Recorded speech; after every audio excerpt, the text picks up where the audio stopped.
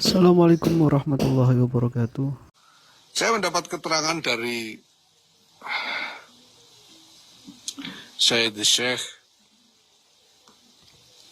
Kiai Maimun Jubair tentang hal ini. Saya sudah pernah sampaikan, ada di YouTube sudah itu saya lihat tempo hari itu. Jadi ada ahlu baiti Rasulullah, ada alu Rasulullah, ada dzurriyyatu Rasulullah, ada itratu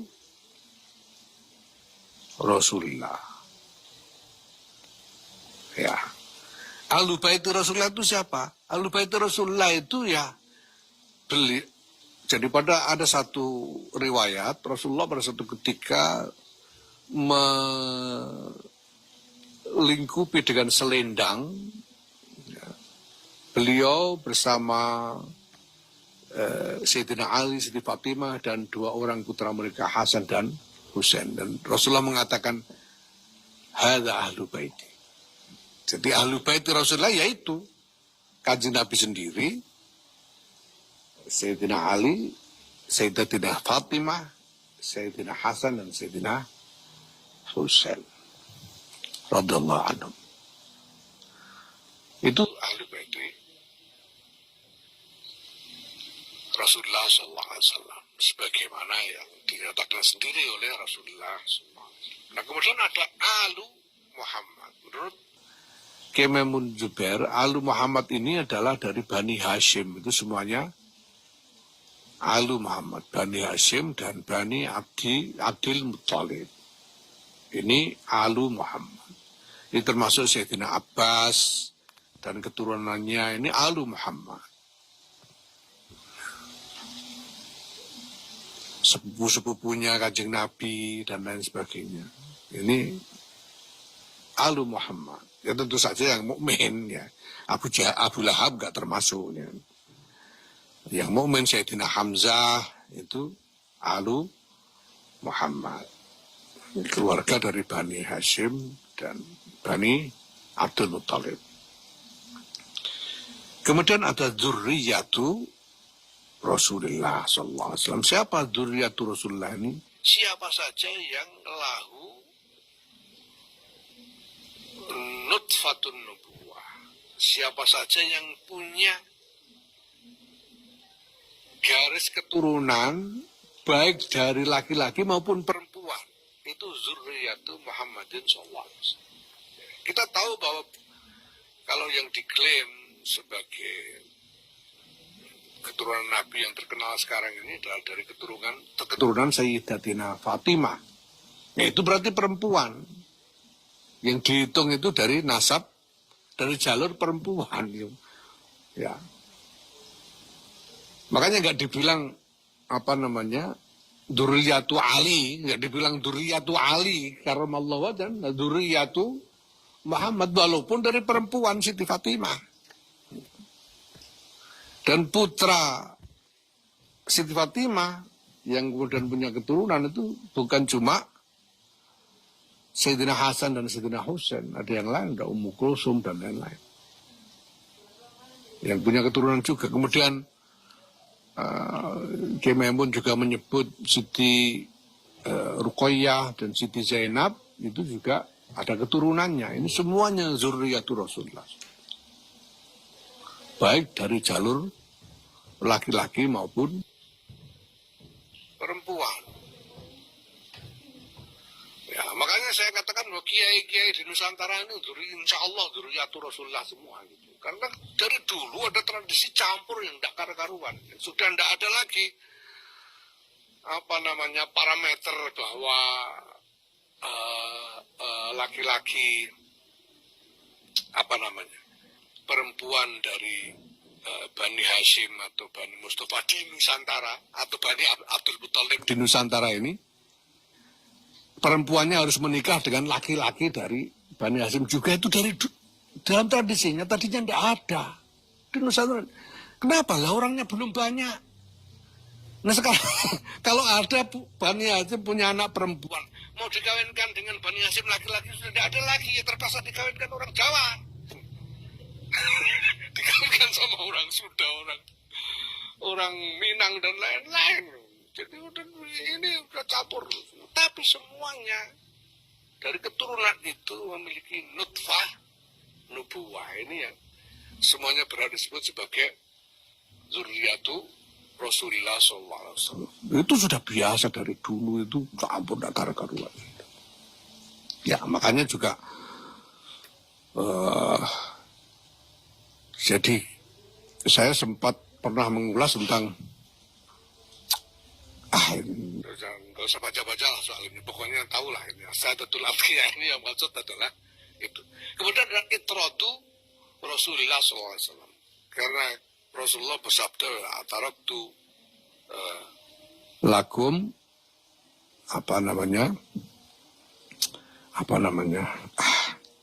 pokoknya aku meninggalkanmu dua hal. Ya tamassaktum bima lam tadil. Kalau kalian berpegang teguh pada dua ini, kalian tidak akan sesat. Yaitu apa? Kitabullah wa itrati. Rasulullah. Kitabullah wa itrati. Kitabullah Quran wa itrati, dan itrahku.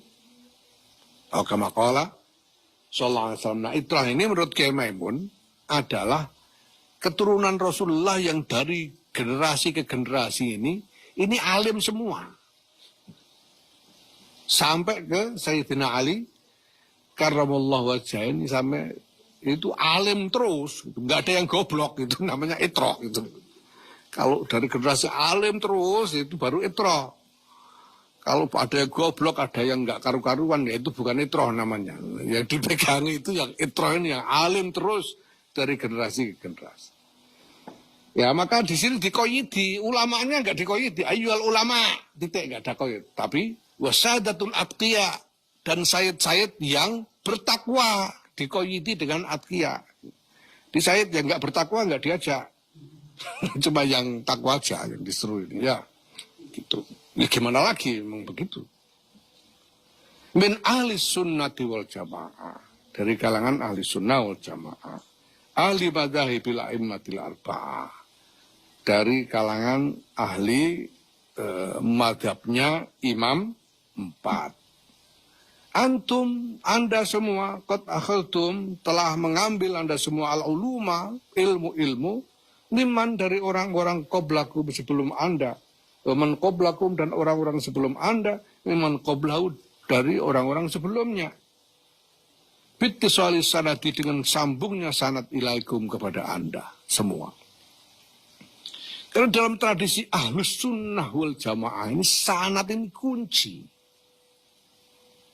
Tidak sah orang disebut alim kalau tidak jelas sanadnya, gitu ya.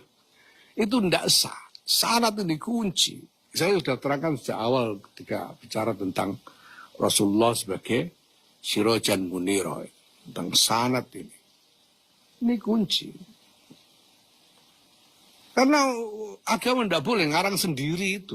Sudah sampaikan kemarin. Agama tidak boleh ngarang sendiri. Sanad ini kunci. Ini bagian dari keyakinan ahlu sunnah wal jamaah. Ulama ahli sunnah yang dianggap termasuk dalam ulama ahlus sunnah wal jamaah ini, ulama yang punya sanad. Kalau tidak punya sanad, cuma nemu dalil dari sobekan koran, dari sobekan kalender dan sebagainya, ya tidak termasuk ulama ahli sunnah wal jamaah, walaupun mungkin alim. Tapi kalau tidak ada sanad, tidak. Ini sanad penting. Nah karena di dalam ahlus sunnah wal jamaah ini mereka yang punya sanad ini yang punya wewenang keagamaan. Ya. Mereka ini punya sanad ini. Ya. Wa tanzuruna amman ta'khuduna dinakum, dan Anda semua telah mewaspadai dari mana, ya, amman dari siapa, ta'khuduna Anda mengambil dinakum agama Anda. Jadi ulama Ahlussunnah itu kalau mau berguru itu tidak sembarangan. Guru itu nyari guru yang jelas sanadnya, dan kemudian juga jelas baik akhlaknya. Itu doktrin Ahlus Sunnah wal Jamaah. Kalau nyari guru sekedar nyari-nyari di YouTube itu juga bukan Ahlus Sunnah wal Jamaah. Nyari yang jelas sanadnya dan jelas baik akhlaknya, jelas mulia akhlak, itu guru. Ya, nanti ada dalilnya itu. Ya. Jadi selalu hati-hati dalam memilih guru, karena dari gurulah kita mengambil agama. Kita mengambil agama dari guru, dan agama itu saya sudah bilang tempo hari tidak cuma soal pemahaman akal, tidak cuma soal laku lahiriah, tapi ada dimensi ruhaniah yang paling menentukan di situ. Nah, karena para ulama ahli sunnah wal jamaah ini disiplin di dalam doktrin sanad dan doktrin meneliti guru-guru ini, maka mereka punya wewenang. Sehingga dikatakan fa'antum, maka Anda semua adalah khazanatuha, gudang-gudangnya ilmu, wa abu-abuha, dan pintu-pintunya ilmu.